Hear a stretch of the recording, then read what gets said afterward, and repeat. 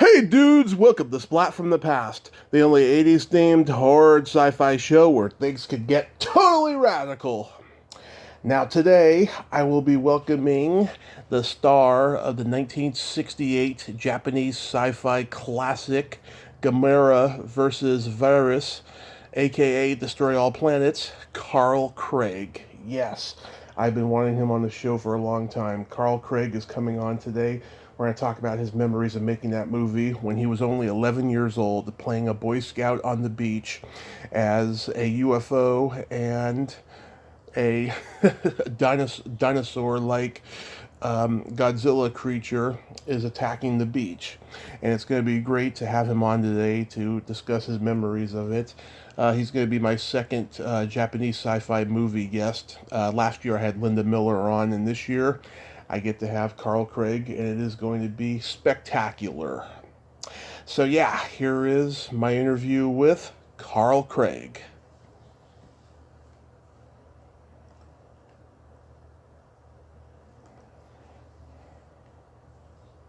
Hey, Carl. Hey there, how's it going? Good. How are you, sir? Hanging in there. Hanging in there. Yeah, that's what we're all doing. Doing some yard work today. Oh, nice. How's the weather over there? It's finally cooling off a little bit, but it's clear today, no rain or anything like that. But I got to do my grass cutting and pressure washing and all that stuff on Mondays and Tuesdays as my 2 days off during the week. Yeah, nice. Yeah, our weather just went from sunny to overcast within a half an hour already.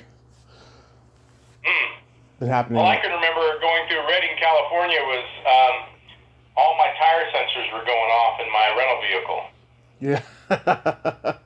Yeah. It was like 130 degrees, so it was amazing. Oh yeah, we get that weather over here. It's like Arizona, and I've lived in Arizona too. Wow. Yeah, yeah. This is such a great honor. Thank you for taking the time today. Hey, no problem. Awesome. So, going back in time, you were 11 when you did Gamera versus Virus. Is that how it's pronounced? Well, yeah, that's what we call it in the United States as Viras in Japanese. So, Gamera Uchikaiju Viras, or Viras. So, it doesn't really matter. Okay, I'll just... Butcher of the language as it is, so it doesn't make a whole lot of difference. Okay, I'll Of call the, it... the dubbed versions of the movie. Destroy All It's always Planets. kind of funny to listen to the discussions. Yeah. So where were you in your family life when that movie came into your life? My dad was in the Army. We were stationed in Japan. My mother's Japanese, so Mm-hmm. my dad took every opportunity to go over to Japan. So I lived probably the first 13 years of my life, I lived about 10 or 11 in Japan on a military installation. So at the time of the movie, the director, Noriaki Yuasa, he was on his fifth movie or fourth or fifth movie, and he had asked Dai Motion Picture Studios to get an American in the movie, and they finally capitulated and let him have an American, so they went out looking for an American that could speak the lingo, and just so turns out that my uncle, my mother's older brother, lived next door to a Dai producer, and he was telling my uncle that they were having a hell of a time finding an American kid that could speak Japanese well enough to be in this movie. Mm-hmm. And so, my uncle said, well, you need to call my sister. She's married to an American serviceman. They got a blonde, blue-eyed kid that speaks Japanese perfect. Yeah. So I came home from school one day, and my dad said, we're going to go interview for a movie part. And I was like, what? What movie? And it was Gamera. And, of course, being a half-Japanese kid growing up in Japan, all the monster movie genre was a big deal for us. And I knew Gamera very well because I had seen most of the movies up to that point. Mm-hmm. I was pretty excited about getting the opportunity, so I went down and interviewed, and I got the part. Wow. And did you have any acting experience, like school plays? Yeah, kind of goofy stuff like that, but nothing to actually get me into a movie. I don't think there was so much concern with my acting ability as the fact that I could actually speak Japanese and I was an American kid. That's what they wanted. Yeah. So you auditioned. Was it nerve-wracking? Nah, I mean, the guy just sat there and spoke Japanese to me and asked me some questions, and then I answered him, and he said he's perfect, and he'll do fine. And so I got the job. Wow. Very unusual, but that's how it played out. Yeah. Well, living in Japan at that time, it must have been beautiful during that era. Yeah, well, we were on a military installation, so we were kind of sequestered in a lot of respects. We had a commissary at BX, a motion pictures theater, snack bars, golf course. I played baseball on the base. So it was like being in America. Really, very, very little impact. The way I grew up, in the sense that everybody was speaking the lingo. Everybody, we drove on the right side of the road on the base. We did everything like we did in America. It was kind of weird, actually. So, but it was, I grew, lived there for quite some time, and my mother's family is Japanese, so I got really used to, the Japanese culture and everything like that. And I really didn't realize how good I had it until I came back to the United States in 1969 and realized, how incredible that country is and the way everything is done there, the society and education and whole 9 yards. So, Yeah. It was a very good experience for me. Yeah. Was there any paranoia going on during the whole Vietnam conflict? Yeah, there were, they had some people that actually used to come to the front gate of the base and protest the war. I lived at Grant Heights, which was an Air Force housing installation. Mm-hmm. And my dad was in the Army. He worked at Camp Drake, which is not too far away, but, in Tokyo traffic, it took forever to get over there. But I used to go over there. I used to ride the little shuttle bus that would take us from my base to that military installation. When I was 8 or 9 years old, I'd just go to the bus stop and catch the blue line over to Camp Drake. And I'd take my slot cars and I'd go to the slot car track. Amazing. And all the soldiers that were there helicopters were flying in every day to the 249th General Hospital at Camp Drake, where these guys are getting brought in from Vietnam, all shot to hell. They would land at Yokota, and then they'd fly from Yokota as a helicopter all the way over to Camp Drake to drop the guys off at the hospital there. And these guys were convalescing, and so they would come down in their little, pajamas and their robes and stuff like that, and I would kind of run around, help them put their cars back. They weren't much older than me, I was like 10 or 11, and they were like 17 or 18, and it was kind of scary to see these kids all blown to smithereens, losing an arm, losing a leg, whatever. But, so I saw a lot of that when I was there, and that was the other reason my dad, got out of the Army in 1968. He retired because he got orders to Vietnam, and he had already had 23 years of service in at that point. He just said, nah, I'll just go ahead and retire, and that's when we went back stateside in 1969. Wow. I'm sure you went to a lot of baseball games because baseball's popular in Japan. Oh, yeah. I just made a comment on Facebook. A friend of mine posted that Lou Brock died. Mm-hmm. I actually went to a game where the St. Louis Cardinals, after they won the World Series, they came to Japan in like 68, I want to say, in the spring of 68, and did a bunch of games, exhibition games, and they played the Yomiuri Giants, which is the Japanese national team. And there was this kid on the team. He was like, he was 18, I think, at the time. He was one of the youngest rookies on the Yomiuri Giants, and he was a pitcher. And every time he would throw the ball, his hat would spin on his head like 90 degrees because his head was so small. He couldn't find a hat small enough that it would fit him. So he struck Lou Brock out, and Lou Brock broke the bat over his knee. He was so frustrated with that. I just thought that was amazing. Yeah. That is pretty good. I was on the 1969 World Pony League Championship team, and I used to play a bunch of exhibition games after the movie. And I was a pitcher and a utility infielder. I played first base most of the time, and so I'd be warming up the infield, and some Japanese kid would come over to me and say, "Excuse me, are you Carter Craig?" And I go, "Yep." And they go, "Oh, it's him." So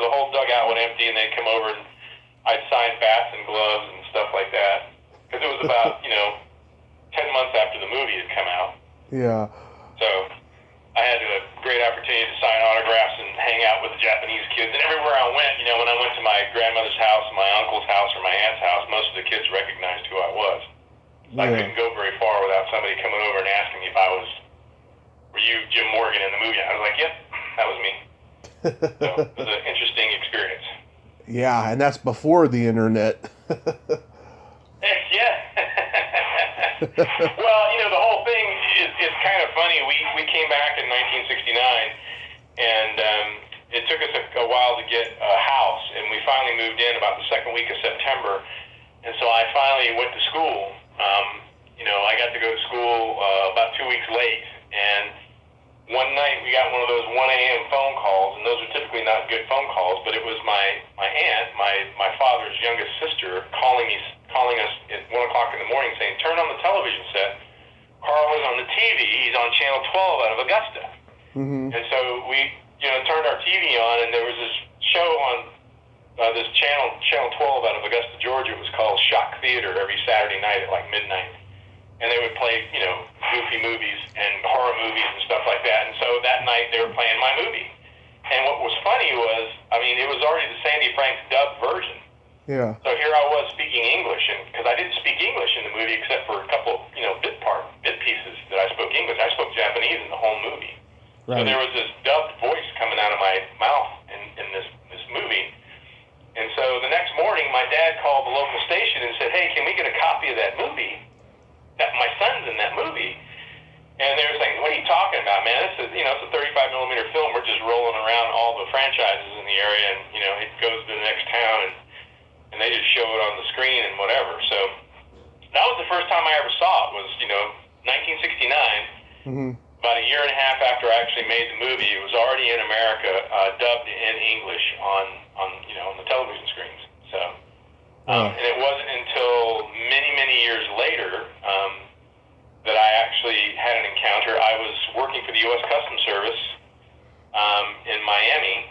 I had just started. I'd gotten out of the Air Force. I'd been flying in the Air Force as a pilot for about 8 years, and then I got disenchanted and went to work for the U.S. Customs Service, and I was flying down in Miami, and my boss asked me if I could still speak Japanese because there was this Japanese film crew coming that were going to do an expose on the drug world and everything else going on in Miami, and I said, yeah, I can speak the lingo. So this film crew showed up, and the first guy through the door was a cameraman. He looked at me, and he came over to me, and he shook my hand. He said, you're Carl Craig.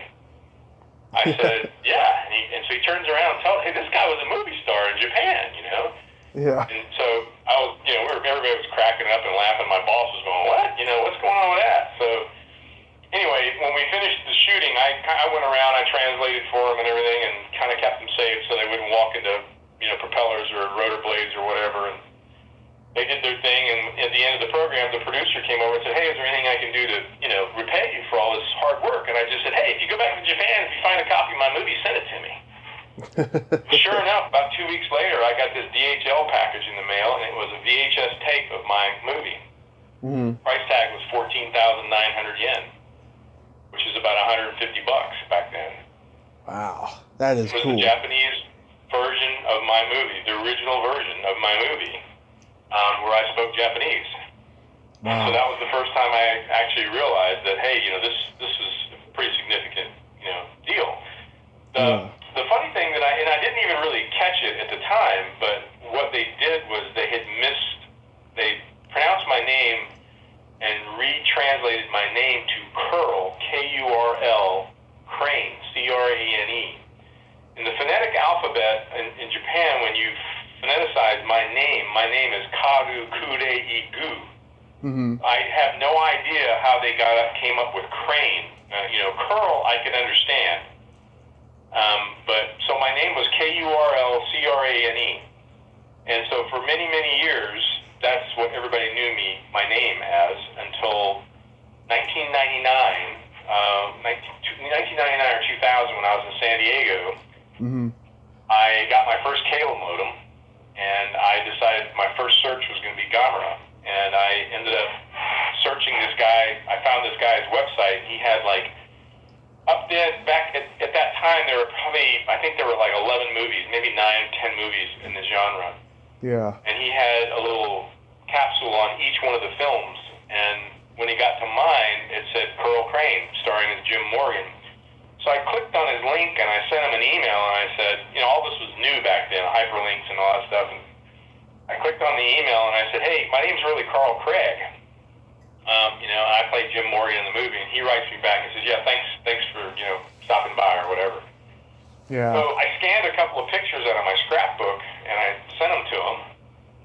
And he writes me back and goes, holy crap, where did you get these? I've never seen these pictures before. And I said, like I said, my name's Carl Craig. I play Jim Morgan, and these are pictures from my scrapbook that the guy assigned a photographer to me, and wherever I went, he took pictures, and I have this scrapbook full of pictures. And so he says, holy mackerel, we've been looking for you. We've been looking for you for 20 years, but we've been looking for Carl Crane. Mm-hmm. So now that I know your name is Carl Craig, I'm going to get you, circulated around, and people are going to start calling you. And sure enough, I started getting phone calls about coming to conventions and signing autographs and doing appearances and stuff like that. So from about 2000 to about 2004, I was probably going to about 3 cons a year, sitting there signing autographs, being rediscovered as Jim Morgan kind of thing. It was kind of funny. Yeah, I bet. So tell me, what do you remember about the filming process?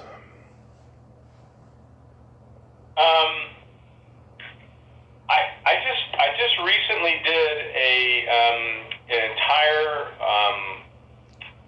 commentator track for the new release of the Gamera gift set that just came out from, I think it's Arrow. Mm-hmm. I remember a lot. I mean, I had to get up every morning really early, like 4 or 5 o'clock. A car would come over with a driver and a tutor, and they would drive me to the set, and I would take my classes in the car, and then I would shoot all day, and then I would come home, and I'd get home around 8 o'clock and go to bed and do it all over again. Mm-hmm. Then we went on location to shoot some of the shots on location, but I mean, I distinctly remember just about everything about how we shot, how we did everything, and a lot of that information I talk about in the commentator track. And I've done 2 commentator tracks on this movie, and I explain all the different funny things that are going on in the movie and some of the mistakes I point out. Like I forgot my neckerchief slide one morning, my American neckerchief slide, and so I had to borrow a Japanese neckerchief slide. So if you watch the movie very carefully, from scene to scene to scene, I switched from an American neckerchief slide to a Japanese neckerchief slide. Mm-hmm. I cut my hand really bad during the submarine scenes, and I had to go to the emergency room, which stopped the shooting.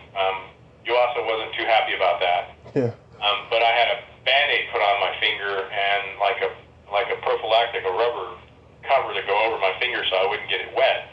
And if you watch the movie very carefully, I have it on in one scene and I don't have it the next scene because we didn't shoot the scenes in sequence. But you can see that I had that on. So I learned a lot about the process, how they shot. For example, Dai they weren't in very good financial positions at the time the movie was made. Mm-hmm. And so the set that we were on, we started the shooting in February and March, and it was 45 degrees on the set inside the building.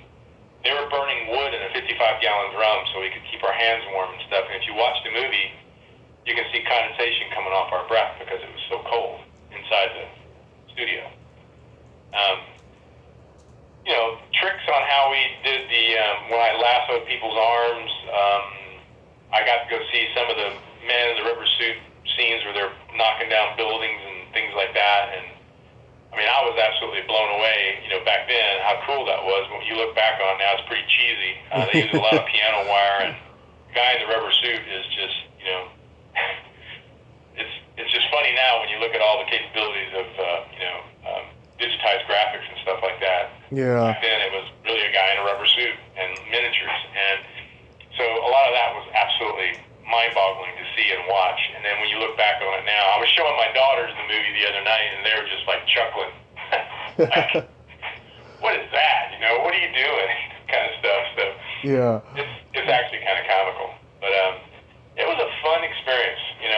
think every 11-year-old kid should be able to do that. That's what I did. Yeah. Do you remember how long the shoot was? Yeah, we went from February to about the beginning of April. I mean, if you 2.5 months. watch the movie, there was not that much. I think that it's a total of 50 minutes, and then they put in 20-something minutes worth of, or 30 minutes worth of previous video from our, clips from the other movies. But I missed school for about 2 months. I got to get out of school from like the last week of February to like the first week of April, so maybe like 6 weeks. I got to, get out of going to school. Now, I took my whole 5th grade class to the premiere, so it was kind of cool, but yeah, I didn't have to go to school for about 6 weeks. What was it freezing cold on that beach during February, March, April? No, it wasn't that bad. That was actually, when we shot that, it was in conjunction with a real Boy Scout Jamboree thing they had going on with the Far East Network. So they painstakingly made sure that my Boy Scout uniform looked just like the real military people that were over in Japan, the Boy Scouts of America. So that was toward the latter part of the filming. So it was already March, coming up on April, so it wasn't that cold. It wasn't that bad at all. Oh, that's good. Did you get any offers to do more movies afterwards? No.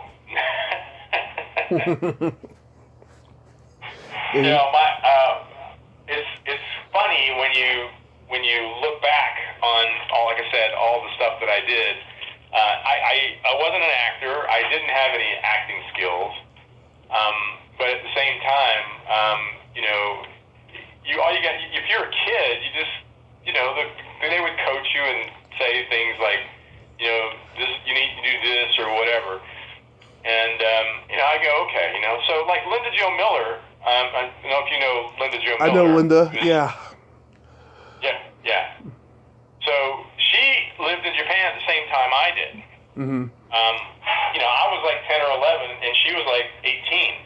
Yeah. She lived on the same base that I did, and she got a job in the King Kong movie the same way I did. Just totally, we weren't trying to be actors or anything like that. Yeah. It just fell in our laps. And, we joke about that. I didn't even know Linda then, but ever since we've been going to these cons together, we found out that we were there at the exact same time under the kind of the same circumstances, and, this opportunity just fell in our lap. And, it was... Now, she got other opportunities. She got 2 movies. Mm-hmm. She also got to do a couple of TV shows when she came back to the States. So, it didn't go as far as she obviously would have liked to have gone as well, but she had a lot more opportunities. Unlike me, I just had this one shot, and that was it. Mm-hmm. Yeah, Linda's a great lady. I've talked to her. She's got great stories. You mentioned before about you were in the Air Force. I also was reading that you were a member of George Bush Sr.'s advisory staff. How was that experience? That was kind of weird too. I was running special operations in Miami back in like 1987, 1988 time frame. Mm-hmm. And this guy came to town. His name was Arthur Houghton. He was married into the Corning glass family, Corningware, and he was personal friends with George Herbert Walker Bush. And I flew him around and showed him all the things that we were doing in the counter-drug world in the Bahamas.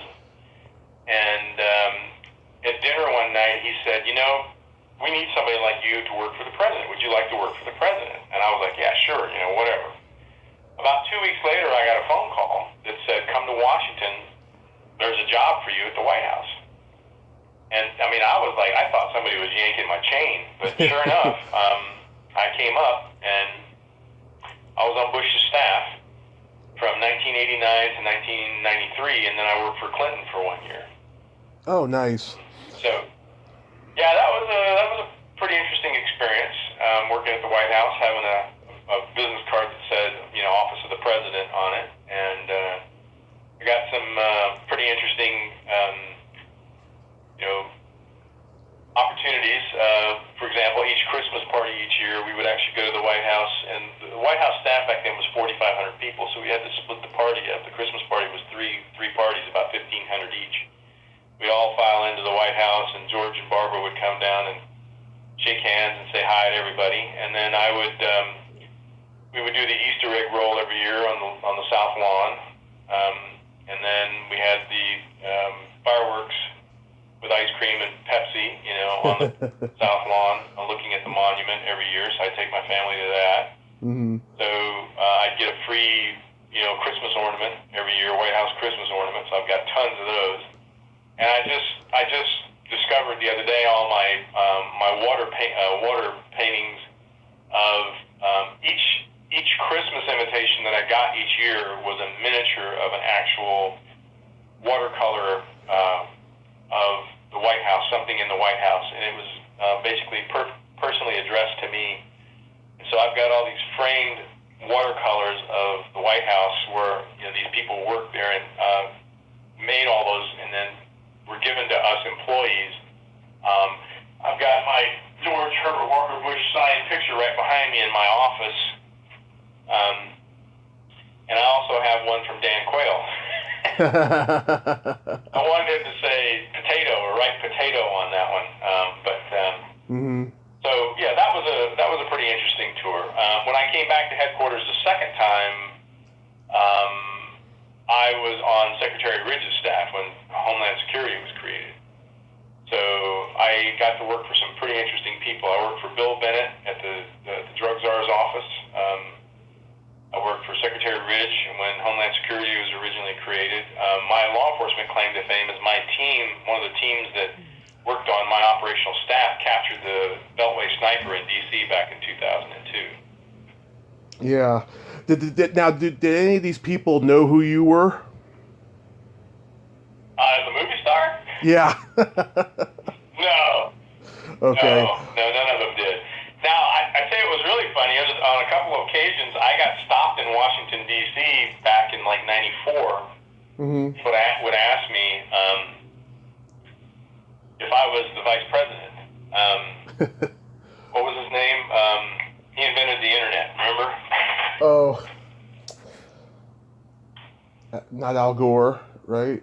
Yeah, it was Al Gore. Oh, That's okay. who it was. Yes. People came up to me and asked me, like in a street corner, I'd be walking from the White House over to Main Treasury or, going over to the Customs Building or FBI or whatever. As a law enforcement officer, I was, walking around all those places, and I'd be standing in a street corner getting ready to cross the street, and these people come up to me and go, "Excuse me." I go, "Yeah. Are you Al Gore?" And about the fifth time somebody did that to me, I finally said yes, and just don't make a big deal out of it. My Secret Service guys are right behind me, so don't get too close. And so I kind of like played the game after a while. It was almost comical, but I don't know why, but I guess I bared some resemblance to Al Gore. Maybe because I parted my hair on the right side like he did. Yeah. I don't know. Yeah. That was weird. It was weird. Yeah. All the late night creature feature shows still play Destroy All Planets. I watch creature features in the Bay Area whenever it's on. Have they asked you to be on there as a guest? Creature features? No, I don't think so. Yeah, because I've never been invited to that one. Yeah, because they show Destroy All Planets and King Kong Escapes. I can imagine you and Linda both being on there as guests for those movies and stuff. Back in April, Destroy All Planets was on Creature Features, and they cut out the opening with all the space stuff and went right to the beach. And I felt cheated out of the movie, so I didn't watch it. Yeah. Yeah. Well, there were like 2 cons that I was supposed to go to this year that got canceled. Yes. So, I guess we're going to try to do those next year, whatever, which is fine. It's kind of tough for me to fly all the way across the country for a day, Yeah. It's not exactly. If I'm going to do that, I'm going to go out and spend some time, with my, the family or something. My wife's family lives in L.A. They're in Torrance. Mm-hmm. So, and I've got a lot of friends that, live down south, San Diego Diego, Riverside, down that way. So, if I go out that way, I would probably make it a day or two and just hang out over there instead of just fly over on Thursday, do the con on Friday, Saturday, and then fly back Saturday night or something like that. Because I actually went to one con last year where I was on vacation in Oregon. Mm-hmm. And I jumped on a plane out of Redmond, Oregon, flew up to Portland, and then caught a flight directly to Burbank. And I did the con for 2 days, and I flew back in the middle of my vacation. So I lost 2 or 3 of my vacation days. Yeah. Fly fishing out in the mountains and everything like that to go to this con. But it was fun. I mean, every time I go to these things, I meet somebody new or, get a chance to hang out with some pretty interesting people that, they're professional actors that like one of my favorites is a couple years ago, I did a con where the guy sitting next to me was John Wayne's son, Patrick Wayne. Oh. And, so every night we would go out and smoke a cigar, we'd go eat dinner, we'd have breakfast in the morning together, we'd shoot the breeze, and we were sitting right next to each other for like 3 days, yakking all the time, it was a lot of fun. Oh, that's cool. Yeah. Then I did a con on a short notice con in Richmond, Virginia, a couple of years ago, and the entire Cobra Kai, Karate Kid was there, and so I'm eating lunch with them in the green room. I'm taking pictures of them, telling my wife, hey, I'm sitting here with Ralph Macchio right now. We're eating lunch together, and she's like, what? And so I take pictures and I send them, and she's like, holy crap, it is them. It's the sensei, it's the guy he fought, and I was like, yeah, they're all here, so. Yeah, Martin Cove and Billy Zabka. Yeah. Everybody was there. It was really funny. So like I said, I mean, there's some fringe benefits to some of those opportunities. Like that same convention, what's his name, Spinner who's Data from Star Trek. Yeah, Brett Spiner. Yeah. Yeah, Brett Spiner. He came over to me and was chit-chatting, was talking to me, and he was like, no, so what movie was this? So he was asking me about my movie, and I'm like, are you kidding me, man? I gotta tell you about my movie. Why don't you talk about your stuff, Yeah. He was fascinated about the fact that I was an American kid in Japan and I was in this movie, and yeah, how weird that must have been, so it was that's so interesting. That's so cool. Yeah, I saw that you and Linda were booked for Powerhouse Con in Alameda, and I was going to go there. I was so looking forward to it, and I was disappointed when the pandemic happened, And Dave and Marina, I know them both. Dave's been on the show, and they were trying to do as best as they could to keep it going during this pandemic, but the city just, they wouldn't allow it. But next year, yeah, definitely. I hope I get to meet you guys. Yeah, well, I like going to those things. It gives me a break from doing what I'm doing. So I would really like to just quit completely next year, sell my business and just start fishing and golfing all the time. I'm getting to that age where I need to do that. Yeah. But going to these cons, like I said, I enjoy them. I meet some new kid every year that it's hard to believe because the people that typically are the fans in this genre are people my age or older that watched the movie when they were kids, because nobody watches this stuff. It's very rare when you have somebody much younger, like kids now. So when these kids come to the cons, and they come up to me and they know everything about my movie and everything, and they're like 7 years old, and I go like, now I'm impressed now because these kids could be looking at much cooler things, much more famous actors, but they want to come over and yik-yak with me. So I give them all the time I can. So it's fun. That's wonderful, Carl. That really is. So the new Blu-ray, is it out now? Yeah, as a matter of fact, it is. I just got a copy of it the other day, and they did a really nice packaging job on it. And it's got all the movies, and then I did not realize that my movie was going to be the Japanese original version, so it's English subtitled. So I'm speaking Japanese in the movie, so my daughters are looking at me going, wow, you're really speaking Japanese? And I was like, yeah. So I have a 35-year-old and a 32-year-old son from my first marriage, and I have a 10-year-old and a 5-year-old from my second marriage. So my all this, back when they were kids. Mm-hmm. When I brought that VHS home in, 1989 or 1990, my oldest son was like 3 or 4 years old, and my youngest son was like a year old. And when they would watch it years later, they would just marvel at the fact that my oldest son looked so much like me at that time. The likeness was pretty interesting. Like, my youngest son would say, "Why is Mike in the movie?" And I said, "No, that's me." But now, when you look at it, my daughter, who is 10, she looks at me when I was 11 in that movie and just kind of cracks up. She thinks it's funny to see it. Maybe they'll do a reboot and he could. Job. Yeah, maybe they'll do a reboot and he can do it. Yeah. Well, the picture is by far the best picture, and the sound is great. Not the hissing and popping and stuff.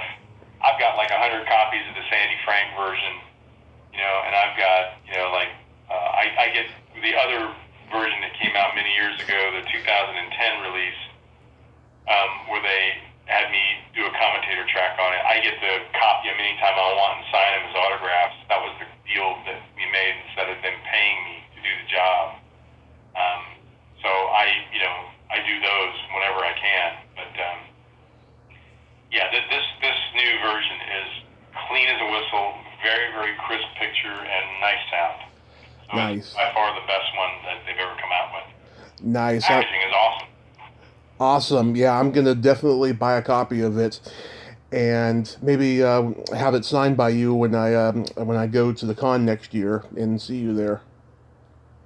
I'm doing the V-Shop thing now too. Mm-hmm. So The virtual, I've been yeah. some requests for some of the pictures and some other stuff, but the V-Shop thing's kind of weird where you get on, make a little video, and give the V-Shout out to whoever buys something from you. But I've been doing some of those lately, so I'm kind of getting the hang of that now. Because with all the Zoom, all I do is Zoom calls now with all my business and everything else. Right. So that's kind of all we're doing nowadays is video at home. Yeah, I don't do the virtual thing because everybody looks like a robot. Everybody sounds like a robot. There's always these 6-second delays. The flesh tone of everyone's a little bit off. And not to mention that I'm fat. I don't want anyone to see me. Yeah. I'm with you on that. It's kind of hard to, when I do my Zoom calls in the car, I make sure the camera's above my head instead of below my head so they can't see my, Bald spot. Yeah, the bald spot or my jowls, so. Yeah.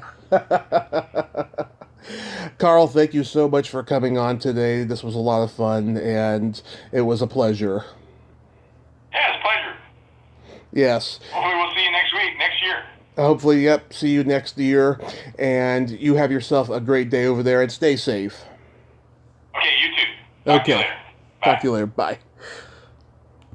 Well, there you have it. Carl Craig. Ain't he a cool dude? Oh, what a nice guy. Fun guy. Great stories. If you haven't seen Destroy All Planets, check it out. It's on Blu-ray in a new version transfer. If you like this video, everyone, please subscribe to my YouTube channel. Add me as a friend on Facebook. Join my Tommy Kovac comedian page on Facebook. Follow me on Twitter and Instagram and all that fun stuff.